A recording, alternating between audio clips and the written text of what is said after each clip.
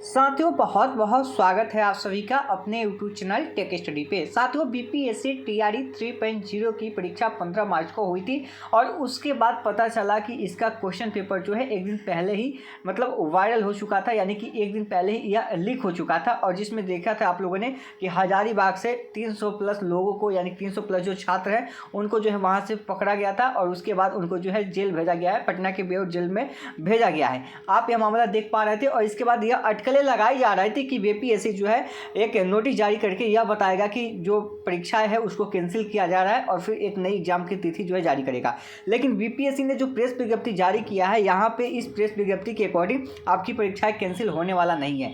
सारी जानकारी हम आपको इस वीडियो के माध्यम से शेयर करने वाले हैं, तो इसलिए आप वीडियो को अंत जरूर देखिएगा।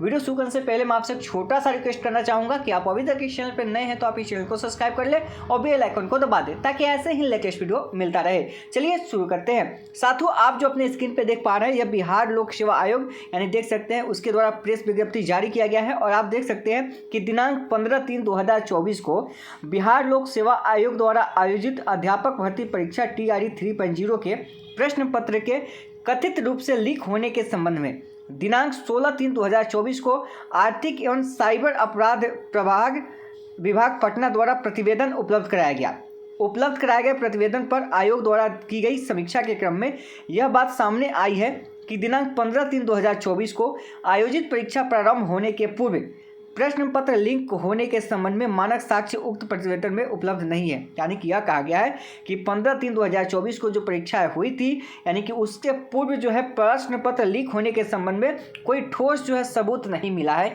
यह बातें कही गई है किसके द्वारा? बीपीएससी की ओर से कहा जा रहा है। आगे देखिए, कथित रूप से प्रश्न पत्र लीक होने के संबंध में आर्थिक एवं साइबर अपराध प्रभाग द्वारा विशेष टीम गठित कर दिनांक 15/3/2024 को प्रातः यानी कि 5 बजे ही हजारीबाग स्थित कई स्थानों पर छापेमारी कर उत्तर रटवाने हेतु सैकड़ों की संख्या में अभ्यर्थी एकत्रित होने पर छापेमारी के क्रम में mobile phone, laptop, printer, pen drive आदि बरामद होने की सूचना प्रतिवेदित की गई। आयोग को प्रश्न पत्र लीक होने के संबंध में प्रथम सूचना जो है 15/3/2024 के अपराह्न 2:30 बजे तक उपलब्ध कराई गई। यानी कि यहाँ पे यह कहा गया है कि आयोग को जो सूचनाएं उपलब्ध कराई गई थी वह दोपहर के 2:30 बजे कराई गई थी 15 मार्च को।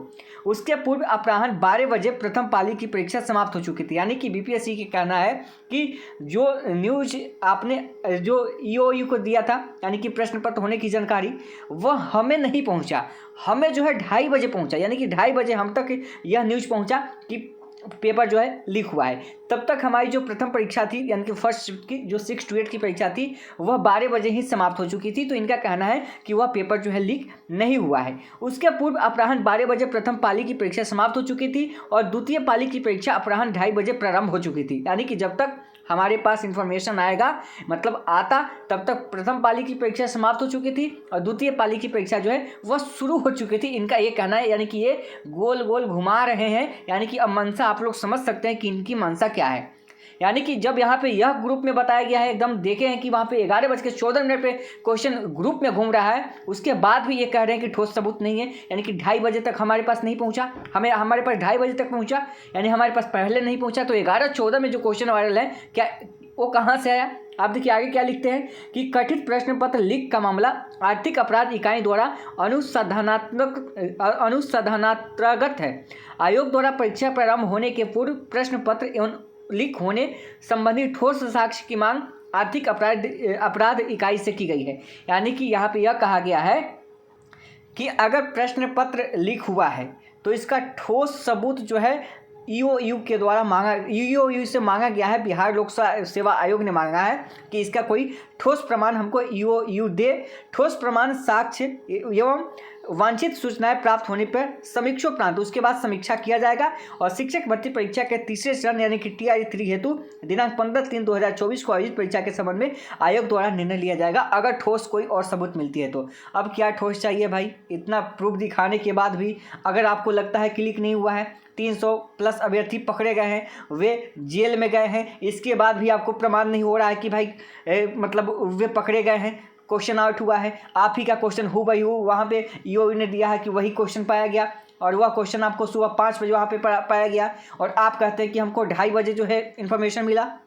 मतलब एक गोल गोल घुमाने की मंशा आप लोग समझ सकते हैं और आप लोग ही कमेंट करके बताएंगे कि आगे क्या होना चाहिए। अब यहाँ पे तो छात्रों के साथ नाइंसाफ़ी होगा, यानी कि फिर से वही बोलबाला है, यानी कि जो चीटिंग किया वो पास होगा और जो योग्य अभ्यर्थी है फिर से वो बाहर होगा, क्योंकि कटअप आसमान छुएगा। ध्यान रखिएगा, अगर परीक्षाएं रद्द नहीं होती है तो कटअप आप सोचिएगा कि मेरा 65 है, 70 है, 75, 80 है, हम सेफ़ है, तो कहीं से सेफ़ नहीं है, क्योंकि कटअप आसमान छुएगा। क्योंकि ये ऑलरेडी जो है बहुत सारे परीक्षार्थी जो है प्रश्न को सॉल्व किए हैं, ठीक है, बहुत सारी चीटिंग करके सॉल्व किया है। तो प्रश्न जो है आप ध्यान रखिएगा कि यह आपका कटअप जो है आसमान छुएगा अगर ऐसी होती है तो। अब देखिए अगला कदम बीपीएससी की ओर से क्या होता है फाइनली रूप से। अभी तो ये नहीं कहा है, यह ठोस सबूत मांगा है ईओयू से। अब ईओयू की टीम जो है क्या करती है, ठोस सबूत पेश कर पाती है, नहीं कर पाती है, फिर आगे की जो न्यूज़ होगी अब उसके ऊपर जो खबरें होगी उस पर ऊपर हम लोग को ध्यान देने की ज़रूरत है। अब आगे जो अपडेट आएगी हम आपको नेक्स्ट वीडियो के माध्यम से बताएंगे। तब तक वीडियो को आप लाइक कीजिए, चैनल को सब्सक्राइब कीजिए और टेलीग्राम और व्हाट्सएप ग्रुप में जुड़ जाइए, जिसका लिंक वीडियो के डिस्क्रिप्शन में होगा, और वीडियो को शेयर कीजिए। फिर मिलते हैं नेक्स्ट वीडियो में नए अपडेट के साथ।